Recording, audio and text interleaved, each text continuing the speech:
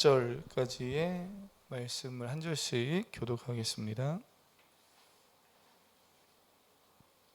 8장 12절입니다. 그때에 솔로몬이 이르되 여호와께서 캄캄한 데 계시겠다 말씀하셨사오나 내가 참으로 주를 위하여 계실 성전을 건축하였사오니 주께서 영원히 계실 처소로소이다 하고 얼굴을 돌이켜 이스라엘의 온 회중을 위하여 축복하니 그때에 이스라엘의 온 회중이 서 있더라.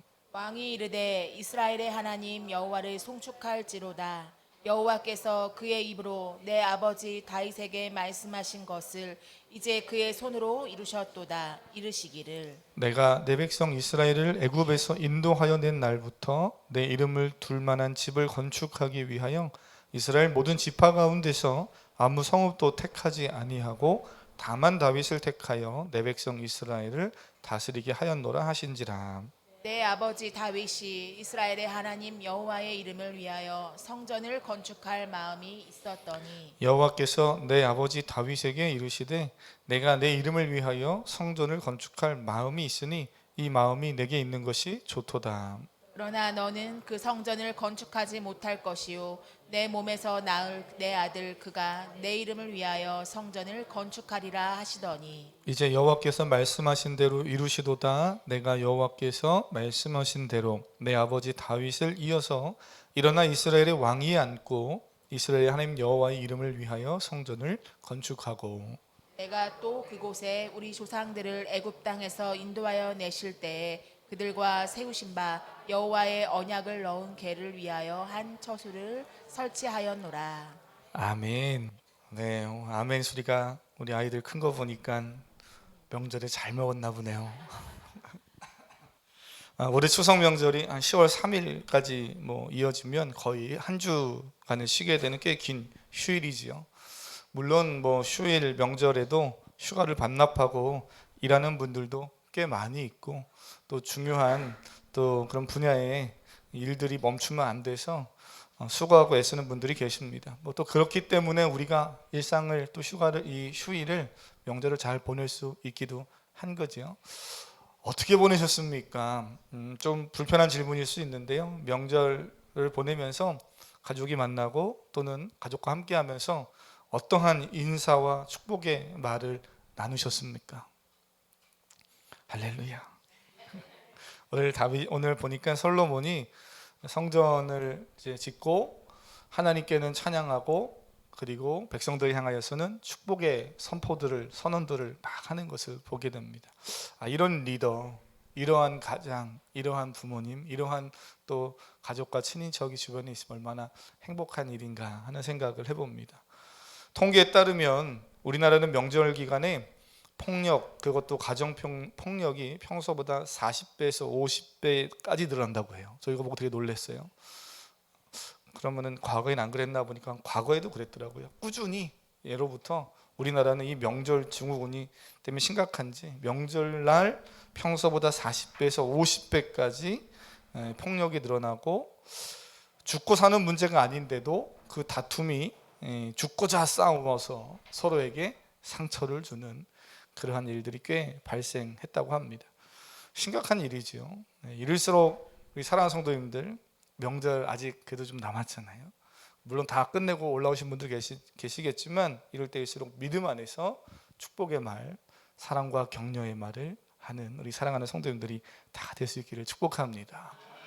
왜 나를 보고 얘기하나 이러지 마시고 그게 우리 모두가 다 그렇게 얼마나 귀한 거예요. 우리가 옛날부터 그래서 추석이면 이런 인사를 해봤더라고요. 다 아시죠? 더도 말고 덜도 말고 뭐라고요? 네, 한가위만 같아라 그랬어요. 사계절이 뚜렷한 우리나라였지요. 그래서 추석 기간에 이 오곡백과가 풍성이 있는 그러한 시기여서 매일매일이 한가위 같았으면 좋겠다, 풍성하면 좋겠다 그런 마음을 가지고 더도 말고 덜도 말고 한가위 같아라 이제 이런 이야기들로 우리가 인사를 주고받았다 그러지요. 근데 요즘은 환경오염 또는 사회 혼란으로서 한가위 같아라 이렇게 말하기가 좀 어려워요.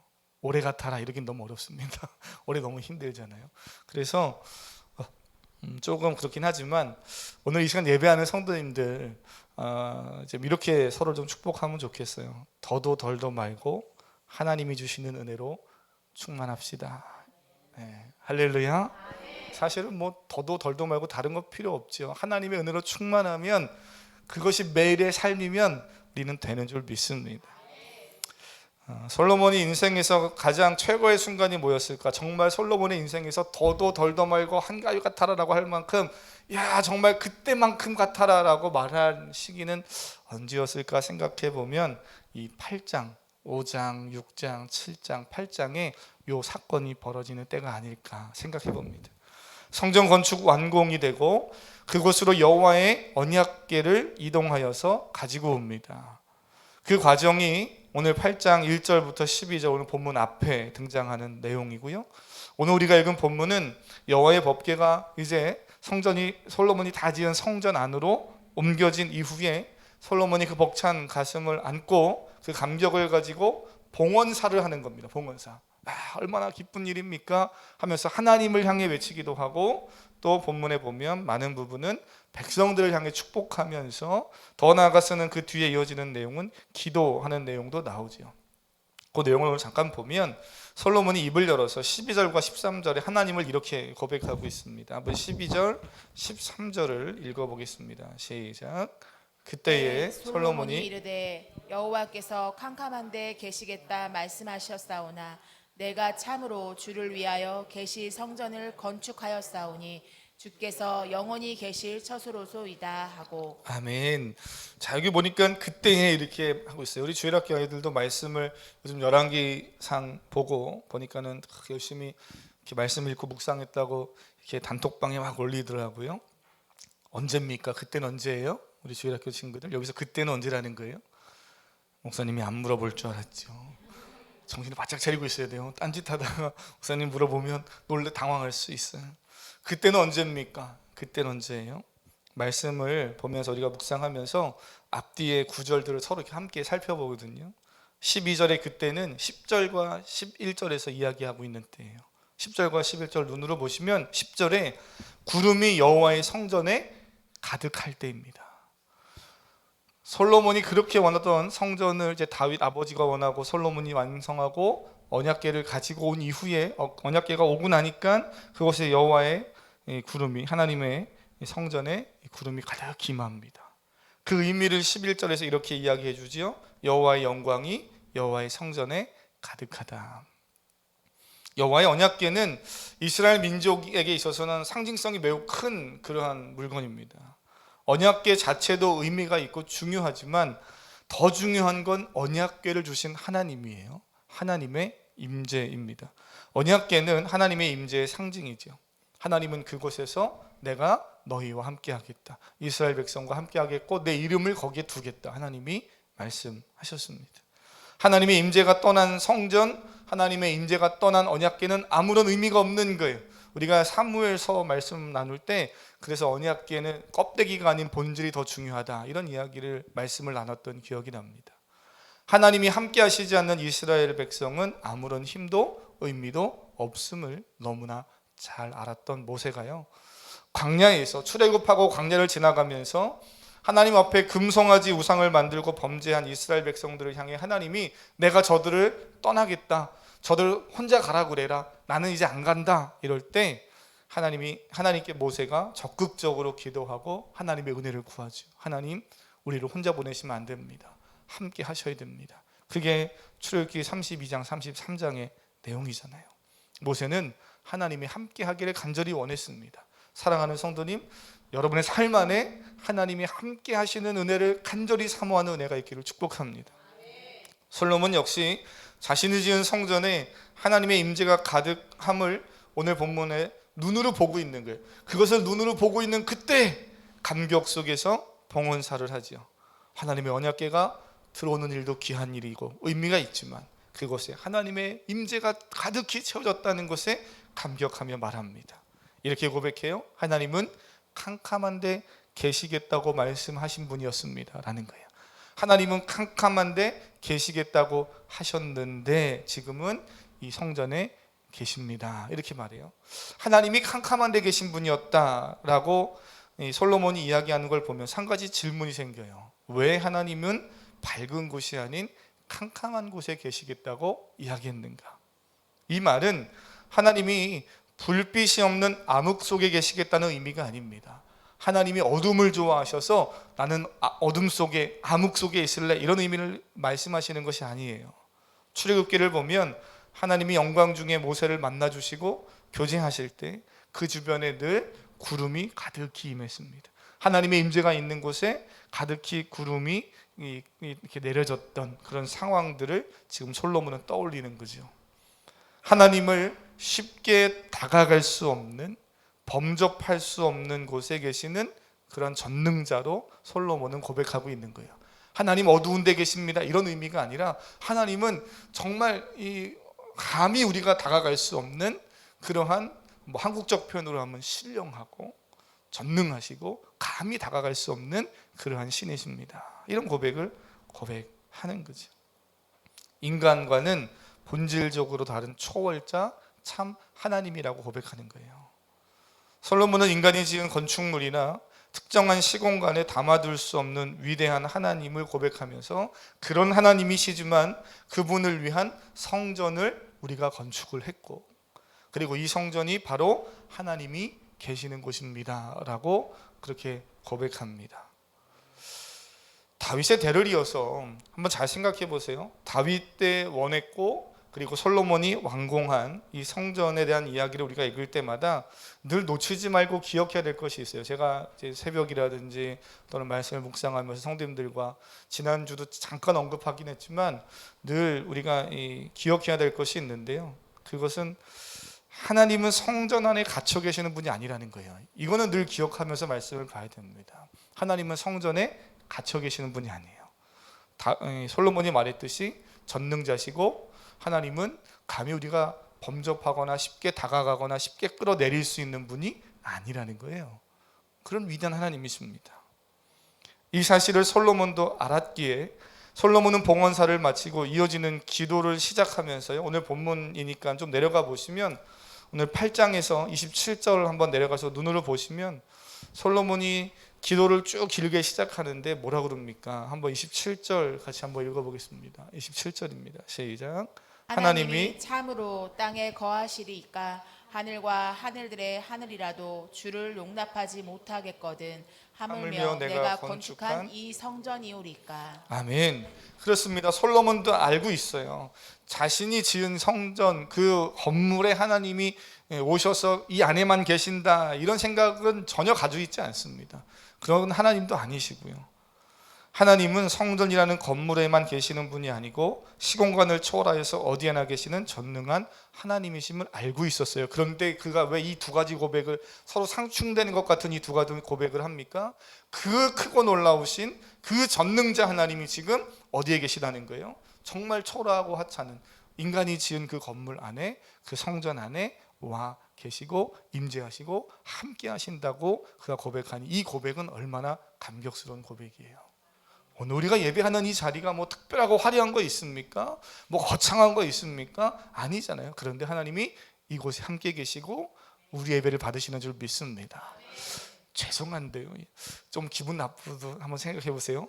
나의 삶이 뭐 그렇게 거창합니까? 나의 삶이 뭐 평생 주를 위해 살았다고 해도 뭐 그렇게 대단한 거 있습니까? 그냥 우리는 주 앞에서 참 부족하고 연약하지요. 하나님을 떠나서 그냥 믿음이 아닌 이 과학자들이 보는 온 우주를 통틀어 놓고 봐도 온 우주와 그 은하계 안에서 우리는 그저 작은 점, 먼지에 불과할 만큼 정말 별거 아닌 것처럼 보이잖아요. 그런데 우리의 심령 속에 하나님이 찾아오셨습니다. 할렐루야. 얼마나 감사한 일이에요. 저는 아마 이 솔로몬이 고백을 할 때 그런 마음이었을 것 같아요. 아, 그렇다. 그 크고 그 캄캄한 데 계시겠다고 그 구름 속에 계셨던, 그렇게 임재하셨던 그 하나님이 지금 우리 가운데 이곳에 함께 계신다. 내가 믿는 하나님은 죄인된 우리가 감히 범접할 수 없는 전능한 하나님이시지만요, 놀랍게도 그래서 너는 더럽다, 불결하다 하면서 저 멀리 계시지 않고 우리의 삶에 깊숙이 찾아오신 것을 기억하고 그 은혜를 깨닫는다면 오늘 어떻게 보면 다시 한번 결단하셔서 내가 매 순간 하나님과 동행하는 삶을 살겠습니다. 그런 결단이 오늘 여러분 가운데 가득하기를 축복합니다. 두 번째 생각해 볼 것은 이 성전이 필요 없으신 하나님이, 이건 항상 우리가 기억하고 말씀을 봐야 돼요. 성전은 필요 없으신 하나님이신데 그 하나님께서 다윗 때에는 그래서 성전 건축을 거절하셨던 하나님께서 왜 오늘 솔로몬 때에는 또 이루게 하셨는가 하는 거예요.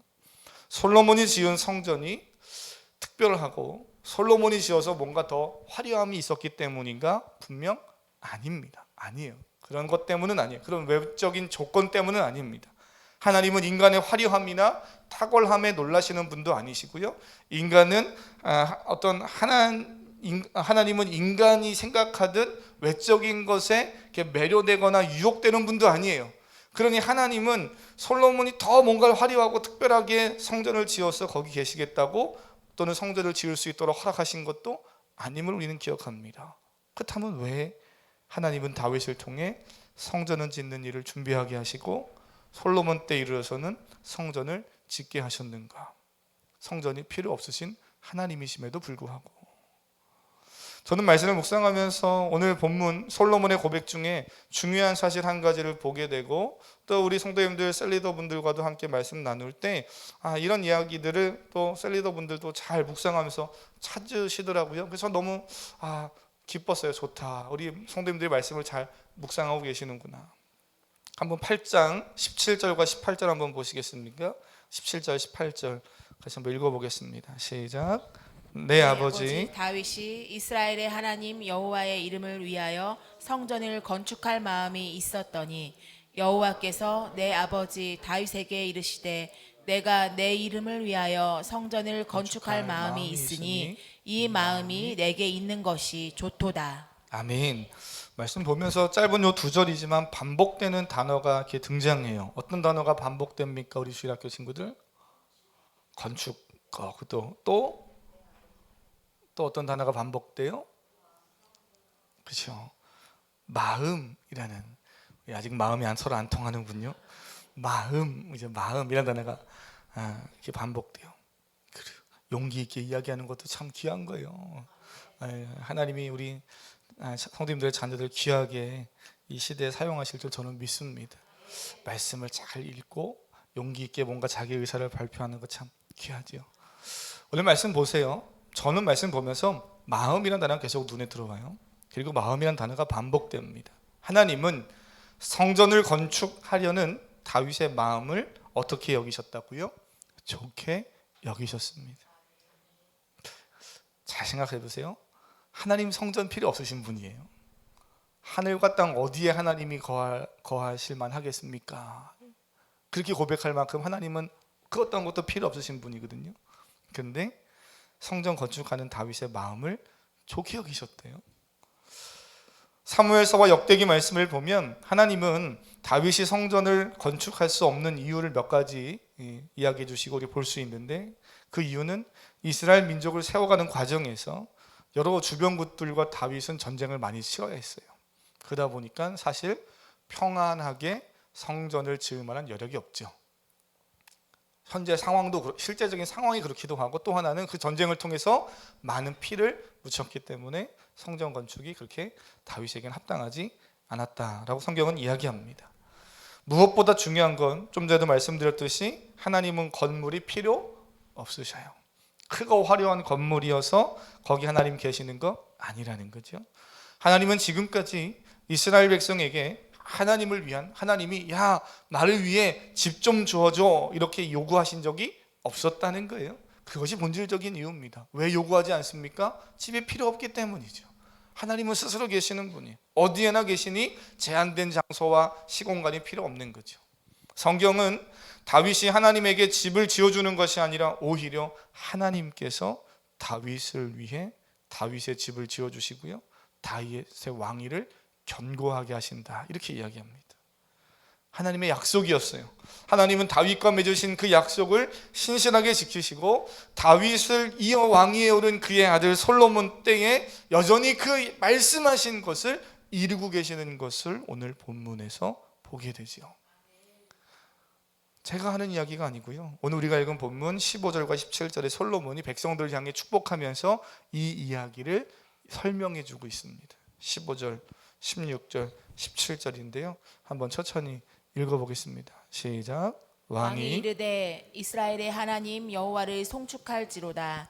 여호와께서 그의 입으로 내 아버지 다윗에게 말씀하신 것을 이제 그의 손으로 이루셨도다. 이르시기를 내가 내 백성 이스라엘을 애굽에서 인도하여 낸 날부터 내 이름을 둘 만한 집을 건축하기 위하여 이스라엘 모든 지파 가운데에서 아무 성읍도 택하지 아니하고 다만 다윗을 택하여 내 백성 이스라엘을 다스리게 하였노라 하신지라. 아멘. 네, 거기까지 그렇게 보시면 쭉 읽어보면 읽을수록 하나님이 다윗과 솔로몬에게 성전 짓는 일을 허락하셨다는 것을 느낄 수 있습니다. 그죠? 그들이 다윗이 또는 솔로몬이 하나님을 위해서 한다고 그들은 말하지만 정작 이 일은 하나님이 허락하셨기 때문에 가능한 일이지 인간이 하나님을 위해서 뭔가 거창한 일을 한 것이 아님을 우리가 보게 돼요.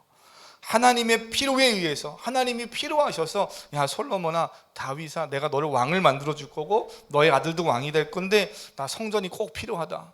옆에 민족 봤지? 걔네들 자신들의 신을 위해서 얼마나 성전 크게 짓냐. 너도 좀 나를 위해서 성전 좀 지어줘라. 야 내가 얼굴을 들 수가 없다. 성전이 없다. 이런 게 아니라는 거예요. 하나님이 하나님의 필요 때문에 그들에게 성전을 지으라고 하신 것이 아니고 하나님이 사랑하는 다윗의 그 간절한 마음을 하나님이 그냥 아시고 받아주셨다는 거예요. 저는 이게 너무 좋습니다. 할렐루야. 사랑하는 성도님 오늘 우리의 마음을 하나님 기쁘게 받아주시는 줄 믿습니다. 이 마음을 좀 어떻게 설명하면 좋을까 생각해 보다가 자녀를 낳아서 키워보신 우리 성도님들 여기 많이 계신데요. 자녀를 낳아 키워보신 성도님들은 이런 경험을 다 많이 해보셨을 거예요. 초등학교 시절에 물론 이제 성인이 되면 조금 다르긴 행동이 달라지긴 하지만 초등학교나 그 어린 시절에 보면 아이들이 어린이집, 유치원 또는 학교 갔다 올 때 손에 뭘 들고 옵니다. 저희 아들만 그런 거 아니죠? 다 그런 경험 있으시잖아요. 뭘 들고 와요. 젤리, 초코우유 자기가 좋아하는 겁니다. 근데 젤리, 초코우유 또는 뭐 과자 이런 거 들고 오는데 하나 들고 올 때도 있지만 어떨 때는 2개 들고 올 때 있어요. 3개 들고 올 때 있고. 왜 들고 옵니까? 자기가 먹을 것이어서 가져오기도 하지만 종종 아이들이 엄마 먹으라고 가져오기도 해요. 그래서 제가 야 아빠는 안 주냐? 그러면 다음에는 아빠 먹을 것도 가져와서 냉장고에 넣어놔요. 그러면 저녁에 제가 이제 이렇게 들어가 보면 냉장고에 넣어놨다고 아빠 거 가져왔다고 그러면 그거를 먹는 저는 기쁘죠. 부모는 그거 없이도 살 수 있거든요. 부모는 먹고 사는데 그게 아무 의미가 없어요. 오히려 어떤 때는 부모 인생에 전혀 필요 없는 것을 갖다 놓을 때 있습니다. 그런 거 받아보셨는지 모르겠어요. 뭐 요즘 세대 우리 이제 권사님 세대에는 좀 다른 물건이었겠지만 저희 세대에는 아이들이 포켓몬 딱지 뭐 이런 거 갖다 놓습니다. 아십니까? 포켓몬 과자 먹으면 빵 안에 들어있는 거 종이 그런 종이죠. 구슬 무슨 뭐 갖고 노는 조그만 탱탱볼 이렇게 던지면 탱탱탱 튀기는 그런 공 같은 거 그런 가져와서 아빠 하고 하나 줍니다. 지금은 제가 집이 좁아서 이제 거의 둘 데 없고 거의 다 버리고요. 1-2개 남겨뒀는데 아이들이 한참 막 클 때는 그거를 이렇게 통에다 다 모아놨어요. 통에 탱탱볼이 막 한 20개 30개 돼요. 지금은 이제 1-2개 남겨놓고 다 버리고 아이들이 줬던 뭐 카드 있으면 이제 그런 거 뭐였습니까? 그거 필요 없는 건데 근데 다 이제 버리고 1-2개 기념으로 글씨 써져 있으면 너무 남겨놓고 사진 찍어놓고 뭐 이렇게 해서 다 버리고 이제 몇 개 안 남았어요. 다 큰 어른이 부모가 왜 그런 거 합니까? 그게 뭐 좋은 거라고? 돈이 되는 것도 아니고 다른 사람이 볼 때 어우 귀한 거네요 탐나네요 라고 하는 것도 아니에요. 근데 왜 그렇게 해요? 왜 그렇게 좋아합니까? 아이에게는 전부이기도 하고 보물이기도 한 그것을 내어주는 그 마음이 너무 아름답기 때문이죠. 그게 너무 이쁘잖아요. 다른 사람이 볼 땐 별거 아니에요. 근데 부모 눈에는 그 마음이 너무 이쁜 거예요. 그냥 그 마음을 받는 거죠. 그 무슨 딱지 하나 종이 하나 공 하나 받는 것이 아니라 그것을 주는 그 아이의 마음을 받는 것이 부모의 사랑입니다. 그게 부모의 마음이잖아요. 하나님은 다윗을 사랑하시고 그를 주권적으로 선택하셨어요. 오늘 본문 아까 읽으셨죠? 다윗 이전에 그 누구에게 내가 성전 지어달라고 얘기하지 않았고 다윗을 선택하셨고 다윗에게 그 아들에게 이 일을 하게 하셨다는 거예요. 하나님은 다윗을 사랑하셨고 주권적으로 선택하시고 은혜를 베풀어 주셨습니다. 비록 다윗이 범죄도 했고요, 하나님의 마음을 아프게 하는 그런 일들이 그의 역사 속에, 인생 속에 있었습니다만 하나님은 다윗의 그 하나님을 향한 마음을 아셨던 거죠. 그가 하나님이 성전에 계시는 분, 거의 갇혀 계시는 분 아닌 거 알지만 그럼에도 하나님을 위해 내가 뭘 할 수 있을까, 왕으로서 내가 할 수 있는 최선의 뭔가를 할 수 있을까 하는 마음으로 성전을 지으려는 그 마음을 기쁘게 받아주신 거죠. 건물을 크게 지어서가 아니라, 화려하게 지어서가 아니라 그 마음이 너무 깊었던 겁니다. 하나님에게는 마치 그 솔로몬 또 다윗이 짓고자 했던 그 성전, 그것이 종이 딱지 같고 그저 작은 구슬 같고요, 탱탱볼 같은 것에 불과한 것들이지만 다윗의 인생에게서는 정말 최선의 것이고 어떻게 보면 다윗에게 있어서는 가장 큰 것이고 귀한 것일 수 있죠. 그거를 드리려는 그 마음을 하나님이 아시고 기쁘게 받으시는 걸 봅니다.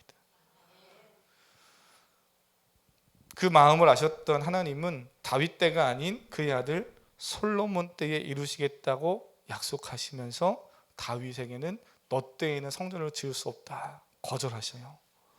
다윗은 하나님의 그 거절에도 낙심하지 않고 하나님의 약속을 신뢰하면서 성전 건축을 하나님이 그럼 내 다음 때 이루실 것이다 라는 믿음을 가지고 모든 작업을 다 준비해 두잖아요. 우리가 그래서 지난주에 봤죠. 하나님이 모든 걸 다 준비하시고 이루신다고요.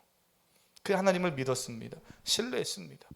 하나님이 이렇게 거절하시면 하나님 내가 짓겠다고요. 난 지혜롭고 난 탁월한 왕인데 내가 하겠다고요. 불평할 수도 있는데 그러지 않고 다윗은 하나님을 신뢰했고, 또 솔로몬은 솔로몬 때 이렇게 성전이 지어질 때 역시 난 능력 있는 왕이고 나는 아버지보다 뛰어나다고 교만하지 않고 그저 이 모든 일이 하나님께서 이루셨다고 고백하면서 하나님 앞에 봉헌사를, 사람들 앞에는 축복의 메시지들을 선포하고 있는 모습이 저는 참 귀합니다. 물론 하나님은 그 성전에 갇혀 계시는 분 아닌데 굳이 성전을 지어드릴 필요 없는 분이지만 우리가 오늘 본문에서 기억할 건 그 마음을 하나님이 외면하거나 버리시거나 무시하시지는 않았다는 거예요. 마치 부모가 자녀를 사랑하여서 별거 아닌 것이지만 가져오는 그 마음이 너무 귀하고 아름답게 보는 것처럼 오늘 이 시간 예배하는 우리의 마음이 한 주간의 삶에서 얼마나 거룩하고 진실하게 사셨습니까? 때가 묻었고 또는 하나님 앞에 범죄함이 있고 때로는 누군가를 미워하고 질투하고 여러 가지 우리의 삶에 때 묻은 모습 많습니다. 그런데 오늘 그 마음을 가지고 하나님 앞에 있는 모습 그대로 나와 예배하는 귀한 성도의 마음을 하나님 기쁘게 받으시는 줄 믿습니다. 오늘 성전이 필요 없인 하나님께서 성전을 짓게 하시고 그곳에 내 이름을 두겠다고 말씀하시는 은혜 얼마나 귀한가. 오늘 나의 삶에 하나님이 찾아오셔서 신약시대 넘어오면서 예수 그리스도 이후에 내 심령 속에 성령이 계시고 하나님의 신이 찾아오셔서 내가 너와 함께 하겠다고 말씀하시는 이 은혜가 얼마나 귀한가. 이 사실을 오늘 기억하시면서 오늘 우리가 이곳에서 또는 나의 삶의 자리에서 예배할 때 하나님이 나의 기도를 들으시고 함께 하신다는 그 사실에 감사하면서 우리의 남은 생애를 승리해가는 기회가 복된 삶이 될 수 있기를 주님의 이름으로 축복합니다. 이 찬양을 우리가 함께 고백하고 기도하기를 원하는데요, 다윗처럼 솔로몬처럼 우리도 실수하고 때로는 무너지고 연약할 때가 있을 겁니다. 그러나 하나님 우리를 부르신 이후에 우리를 포기하지 않으시는 하나님이심을 기억하시고요, 이 찬양 한번 고백하고 기도하실 때 제가 우리 아이들 또는 성도님들하고 양육하면서 이런 표현 종종 하는데요, 우리가 주 안에 온전히 거하고 말씀을 온전히 따르는 가운데 있을 때 하나님은 내가 좋아하는 것을 좋아해 주십니다. 죄악을 하나님 좋아하실 수 없는 분이죠. 적어도 우리가 실수도 있고 부족함이 있지만 그래도 말씀 안에 거하고 주 안에 거하려고 할 때 하나님 안에서, 주 안에서 품은 내 마음을 하나님은 기쁘게 받으시고 이루시기를 원하시는 하나님이시죠. 우리 그 하나님께 함께 찬양하고, 하나님 우리에게도 하나님 안에 주 안에 귀한 소원이 있습니다. 우리 자녀들이 우리의 가정 안에 또 이런 소원들이 있게 하여 주시옵소서. 그런 마음으로 함께 기도하겠습니다. 하나님의 부르심에는 후회하심이 없네. 내가 이 자리에 선 것도 주의 부르심이라. 하나님의 부르심에는 결코 실수가 없네. 나를 부르신 하나님의 신실하심을 믿네. 날 부르신 뜻 내 생각보다 크고, 날 향한 계획 나의 지혜로 증량 못하나. 가장 좋은 길로, 가장 완전한 길로 오늘도 날 이끄신. 한 번 더 하나님의 부르심에는, 하나님의 부르심에는 후회하심이 없네. 내가 이 자리에 선 것도 주의 부르심이라. 하나님의 부르심에는 결코 실수가 없네. 나를 부르신 하나님의 신실하심을 믿네. 날 부르신 뜻 내 생각보다 크고, 날 향한 계획 나의 지혜로 증량 못하나. 가장 좋은 길로, 가장 완전한 길로 오늘도 날. 우리 믿음으로 고백합니다. 날 부르신 뜻, 날 부르신 뜻 내 생각보다 크고, 날 향한 계획 나의 증량 못하나. 가장 좋은 길로, 가장 안전한 길로 오늘도 날 이끄신. 우리 말씀 기억하며 주여 한번 부르고 함께 마음을 다해서 기도하고 마치길 원합니다. 기도하겠습니다. 주여.